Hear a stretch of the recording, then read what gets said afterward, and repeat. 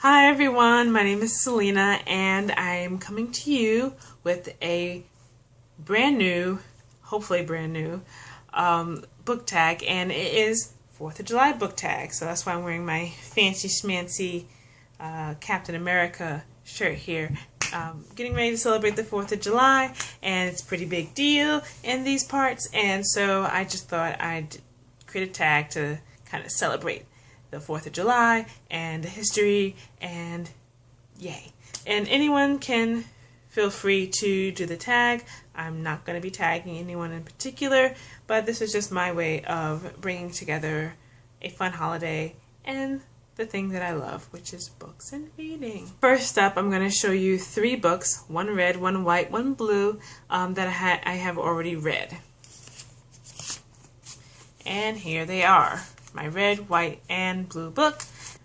So my red book is Allegiant, which is book 3 in the Divergent series, and the movie should be coming out soon. It picks up right after the events of the second book, which is Insurgent, and so at the end of the second book and at the end of the second movie, they find out that there is more to their life and more to their community than they ever had thought possible. And so book 3 is them going and exploring the new mystery that was presented to them at the end of book 2. And for the white is Neil Gaiman's Fortunately the Milk, which is a fun young read, not young adult, sorry, this is like an elementary school book, but it's about a father and this tall tale that he creates when he comes back and he tries to explain to his children his adventure that he had when he was going out to get milk for them for their breakfast. And yeah, it has dinosaurs and time travel and weirdness and funny, just great Neil Gaiman book and a very quick short read. Blue is Gathering Blue by Lois Lowry, and I get 10 points because I got a book with blue in the title. It's a companion novel to The Giver, and unlike The Giver, which I think is more futuristic in its setting, this one takes place in a setting that feels a little bit more medieval or more ancient, but it's about art and how art speaks to a community, but also art is like self-representation and self-expression, and I think it does a really good job of discussing how art affects community, whereas The Giver was talking about how how family and memories that you create with that family are important. I think this book was talking about creativity. Next up is to show a book that has your favorite ragtag band of revolutionaries.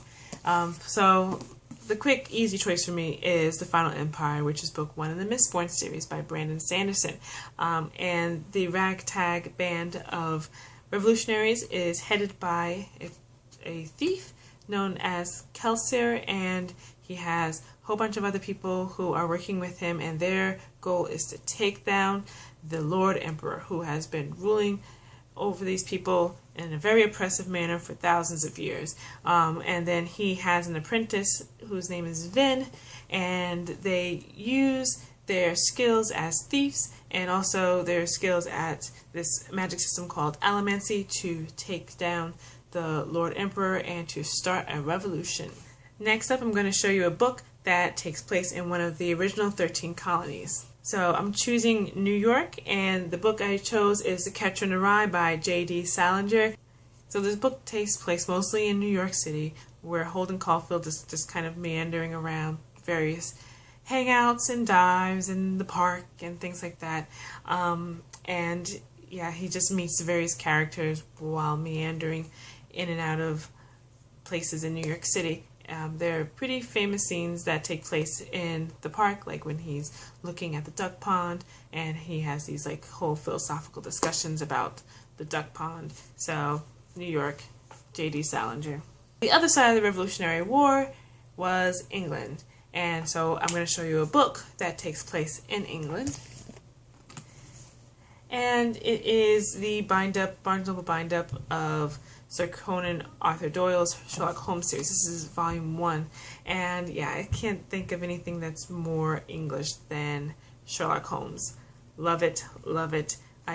I very rarely can imagine a different setting for Sherlock Holmes than England. Another thing that's huge with 4th of July is fireworks. Big fireworks displays happening all over the country. So I'm going to show you a book that I feel ends with a bang. Mur Lafferty's The Shambling Guide to New York City. This book follows a young woman who is living in New York, and she's trying to find a job as a travel writer. She finds a job writing for a travel book, but it's not a book for humans, it's a book for monsters and spirits and things like that. So she's writing about where to find the best, cup of blood and how to get your brains when you need a brain fix for zombies.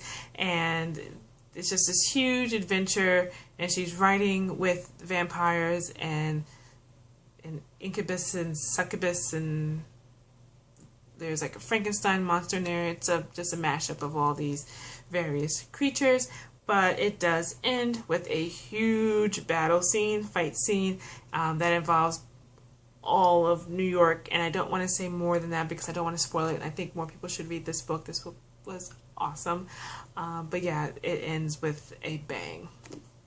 And lastly, I'm going to show you 3 more books, 1 red, 1 white, and 1 blue, that I would like to read.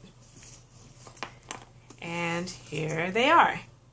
So for blue, I have the first 15 Lies of Harry August by Claire North, and people have been starting to talk more about this book. I've been hearing a lot of chatter about this. I picked this up a while ago when it first came out, and I still have yet to read it, so I need to do that now. Oops. Then I picked up recently at the Salvation Army all 3 books in this series. I think it's the Way of Shadows series. But this first book, Way of Shadows, written by Brent Weeks. This is a high fantasy novel that follows an assassin named Durzo. I think Durzo, Durzo, and his many adventures. And for red, I have The Rosie Project, written by Graham Simonson.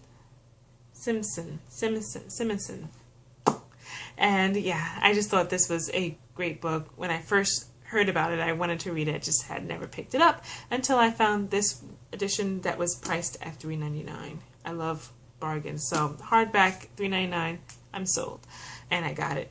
But yeah, lovely book, and I think it's kind of like if Sheldon and Penny were to have a relationship.